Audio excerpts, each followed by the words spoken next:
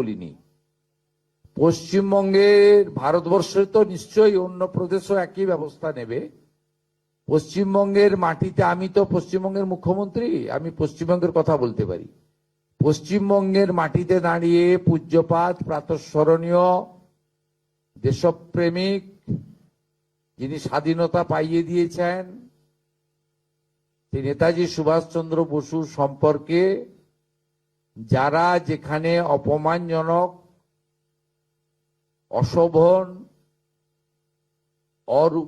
কুরুচিকর, আপত্তিজনক যত রকম শব্দ অভিধানে আছে, এইসব খারাপ শব্দ প্রয়োগ করেছেন, সেটা কোনো প্রকৃত ভারতবাসী, রাষ্ট্রবাদী, দেশপ্রেমিক নাগরিক স্বীকার করে না।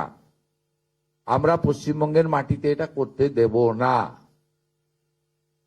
এটা খুব পরিষ্কার বক্তব্য।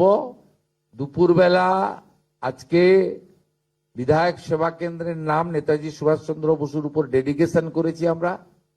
তথ্য সংস্কৃতি দপ্তর নেতাজি সুভাষচন্দ্র বসুর পরিবারের বর্তমান যারা আছেন তাদের কাছ থেকে ছবি অনুমোদন করেছে।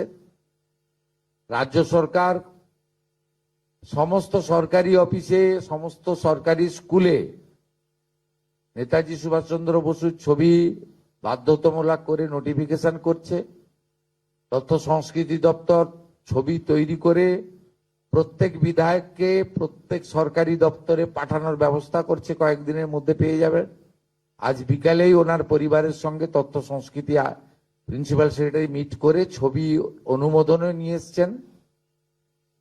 আমরা তো একদিকে এটা করেছি, সাথে সাথে যারা এই ধরনের কাজ করেছেন, আমাদের সাইবার ক্রাইমের অন্তর্গত,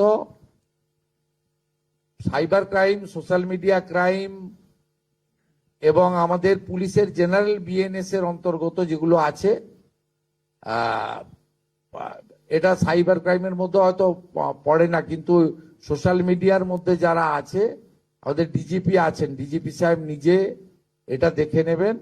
আমাদের STF, cyber cell, CID, IB সবার সাহায্য নিয়ে, এর সঙ্গে অন্য কারো কানেকশন আছে কিনা এগুলো ইলেকট্রনিক ডিভাইসকে দেখে, তাদের যে সোশ্যাল মিডিয়া পোস্ট হয়েছে, লাইক শেয়ার কারা করেছেন, কমেন্ট কারা করেছেন, তারা পশ্চিমবঙ্গের নাগরিক কিনা, পুরোটাই দেখে নেওয়ার জন্য পুলিশকে নির্দেশ দেওয়া হচ্ছে এবং গ্রেপ্তারও করতে বলা হচ্ছে।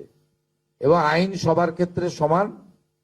তিনি মন্ত্রী হন, শান্ত্রী হন, সাংসদ হন, বিধায়ক হন, যেই হন, যে দলেরই হন, এমনকি যদি সরকারি কর্মচারী, পুলিশ কর্মী হন, তার ক্ষেত্রেও আইন সমানভাবে প্রয়োগ করা হবে।